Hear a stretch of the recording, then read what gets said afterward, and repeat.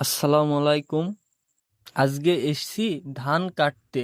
যেহেতু ধানের জমিতে পানি আছে তাই আজকে ধানটার আগা মেরে নেব। ধান কাটা কাজ শুরু করে দিয়েছি। বাড়ির পাশে ছোট নদী আছে, তো ওই নদীতে সবাই ধান লাগায় এই সময়, তাই আমরাও লাগাইছিলাম।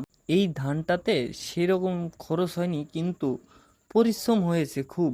এই ধানটা তৈরি করছি পানি থেকে, ধান তৈরি করছি। এই ধানটা পরিশ্রম করলে আপনি পরিশ্রমের ফল পাবেন। আপনি কিছু ধান কাঁচা আছে, তাও কি করব, ধান তো কেটে ফেলতে হবে, না হলে ধানের গাছ বেড়ে যাবে।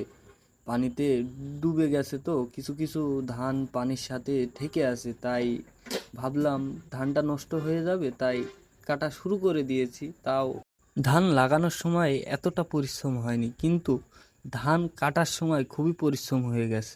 ধান কাটতে এসছি আমরা দুজনা, দেখাই যাক কতটুক কাটতে পারি। কেটে আবার বোয়াতে হবে তো আমাদের। আজকে ধান কাটছি আমরা, যেখানে যেখানে পড়ে গেছে ধান সেখানকার ধানগুলা কাটছি। আমাদের প্রায় ধান কাটা কাজ প্রায় শেষের দিকে।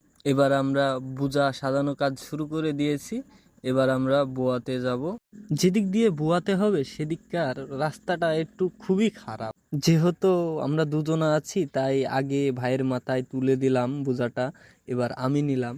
তো আপনারা দেখেন রাস্তাটা কতটা যে খারাপ, আপনারা দেখেন। যেহেতু ধানগুলো নদীর ওই পার থেকে এই পারে নিয়ে এসে ধানগুলো আমরা মারবো, তার জন্য কষ্টটা একটু খুবই বেশি হয়ে গেছিল। ওপার থেকে এপারে ধান নিয়ে এসে মারতে হবে, তো তাই বোয়ানো কাজ শেষের দিকে। ধান মারা গাড়ি চলে এসছে, এবার আমরা ধান মারা শুরু করব। ধান মারা শুরু করে দিয়েছি, ধান মারা শেষের দিকে। তো ভিডিও এখানেই শেষ করছি। আল্লাহ হাফেজ।